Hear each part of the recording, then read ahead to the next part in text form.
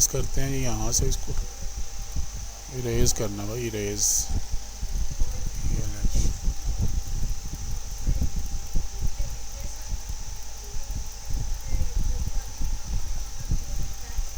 Length, ये भी हो गया, ओके।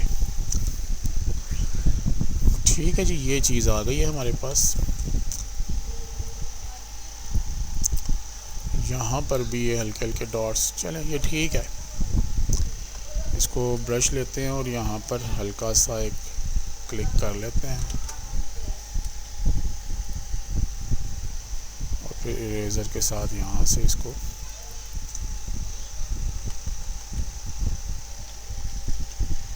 इरेज़।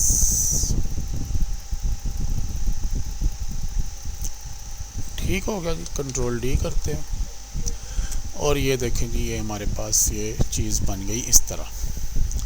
ठीक है जी, अब ये मेरा ख़्याल है कि काफ़ी इसके ऊपर हमने काम कर दिया। अब एक काम हमने ये करना है कि इसके ऊपर ना स्ट्रोक्स इस तरह की लगानी है कि ये ज़रा विजिबल हो जाए ज़रा थोड़ा सा ना, मतलब काम जिस तरह फरहान साहब करते हैं उस तरह का थोड़ा सा स्ट्रोक की एक लेयर ले लेते हैं।